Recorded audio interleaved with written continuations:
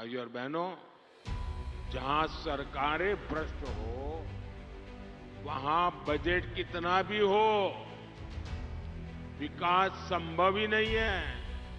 जिस बाल्टी में छेद किया हो, उसमें कितना ही पानी भरो, बाल्टी भरेगी क्या? बाल्टी भरेगी क्या? यहां वो भ्रष्टाचार का छेद ऐसा लगा हुआ है, सीधा पाइप उनके घर में जाता है। ऊपर से रुपया निकालो, नीचे से पाइप में उनके घर में पहुंच जाता है। झारखंड इन्हीं मुसीबतों से गुजरा। आप देखिए पेपर लीक का मामला। इस राज्य में कोई ऐसी एग्जाम नहीं है, कोई ऐसा पेपर नहीं है जो लीक न होता हो। मेरे नौजवानों का क्या होगा? और मैंने देखा कि झारखंड सरकार में बैठे हुए लोग सुधरने वाले नहीं हैं, तो मुझे दिल्ली से ही डंडा चलाना पड़ेगा। और इसलिए मोदी ने ये पेपर लीक वाले जो माफिया है ना, उनके विरुद्ध में एक बहुत कड़ा कानून बना दिया।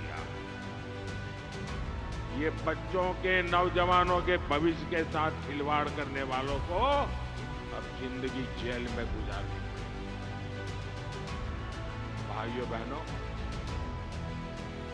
अगर हमारे पास 100 रुपया, 200 रुपया, 1000 रुपया हो, तो हम ऐसे बांध करके रखते हैं, इतना संभाल करके रखते हैं कि भाई जरूरत पड़ेगी तो काम आएगा। हमारी माताएं बहनें घर के अनाज के अंदर कपड़े में बांध करके पैसे, सोना रख देती है, चांदी रख देती है, ताकि जरूरत पड़े तो काम आ जाए। एक एक रुपये की कीमत होती है। लेकिन झारखंड में देखिए, कांग्रेस के सांसद के घर से नोटों के ढेर निकले, नोटों के ढेर। और नोटों के ढेर इतने बड़े थे कि बैंक से मशीन लाए गिनने के लिए, तो ये मशीन भी हाँफने लगे।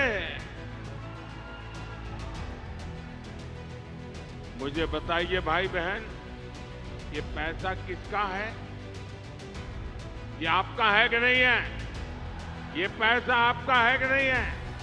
ये पैसा आपके पसीने का है कि नहीं है? ये पैसा आपके हक का है कि नहीं है?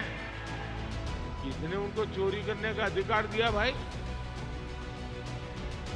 एक मुख्यमंत्री भ्रष्टाचार के गंभीर मामलों में जेल में बंद है। अब आप मुझे बताइए, कोई आपके घर में चोरी कर जाए तो आप उसको सजा चाहेंगे कि नहीं चाहेंगे? अगर आपके घर में चोर घुस जाए और आपका कुछ लेकर के चला जाए, तो आप उसको पकड़ना चाहते कि नहीं चाहते हैं? आप चाहते कि नहीं चाहते उसको सजा मिले? चाहते कि नहीं चाहते? अगर आपके घर में कोई चोरी कर जाए, उसको जेल भेजना चाहते हैं, तो ये झारखंड भी तो आपका घर ही है ना। ये झारखंड आप ही का है ना। उसमें कोई चोरी कर जाए तो वो जेल जाना चाहिए कि नहीं जाना चाहिए? सजा होनी चाहिए कि नहीं होनी चाहिए? साथियों, जिसने झारखंड को लूटा, जिसने झारखंड को लूटा, उस पर कानून के तहत कार्रवाई हो रही है। और अदालत इस काम पर थप्पे पे थप्पा मार करके अदालत डंके की चोट पर कह रहा है, हां, चोरी की है। भाइयों बहनों, मोदी का एक ही संकल्प है, भ्रष्टाचार हटाओ। और ये इंडिया अलायंस वाले कहते हैं, भ्रष्टाचारी बचाओ। वो रैलियां करते हैं, किसके लिए करते हैं? नौजवानों को रोजगार मिलेगा, इसके लिए नहीं।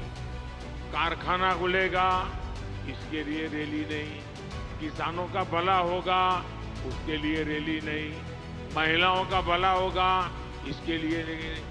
रैली करते हैं, कभी दिल्ली में करते हैं, कभी रांची में करते हैं, सारे इकट्ठे होते हैं, हाथ ऊंचा करते हैं। क्यों? भ्रष्टाचारी बचाओ, भ्रष्टाचारी बचाओ।